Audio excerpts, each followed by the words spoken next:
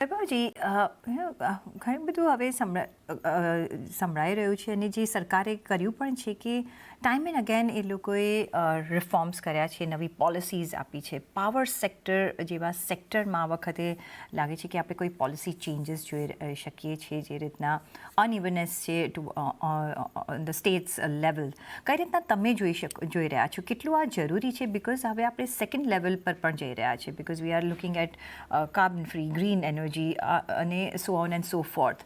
કેટલું જરૂરી છે અત્યારના, અને એના જો એ તમે જોતા હોય તો કોઈ આ સેક્ટર પર તમને કેવું લાગે છે for the investment purpose? See I think power સેક્ટરની જ્યારે વાત કરીએ તો લેટ્સ અન્ડરસ્ટેન્ડ કે એ બહુ સ્ટેટ ઘણું બધું સ્ટેટ ઇન્વોલ્વમેન્ટ હોય છે પાવર સેક્ટરમાં.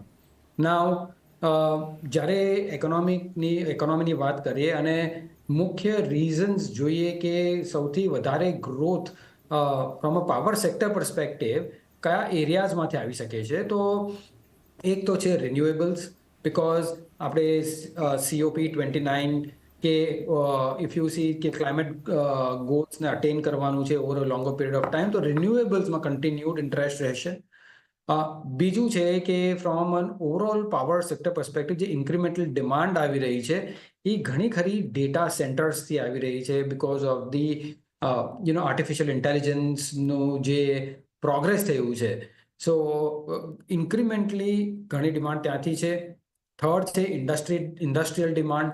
જેમ ઇન્ડસ્ટ્રીયલ ગ્રોથ થશે તો આઈ થિંક વધારે ઇમ્પ્રુવમેન્ટ થશે. અને લાસ્ટલી જે છે કે ઓવરઓલ પર્સપેક્ટિવથી જ્યારે ઓવરઓલ લાઇફસ્ટાઇલ ઇન્ક્રીઝ થાય છે અક્રોસ 140 crore પીપલ, દેન ઇન્ક્રીમેન્ટલ પાવર ડિમાન્ડ પણ થઈ શકે. તો ઓવરઓલ પર્સપેક્ટિવ અગર ડિમાન્ડની વાત કરીએ તો I think it is being robust.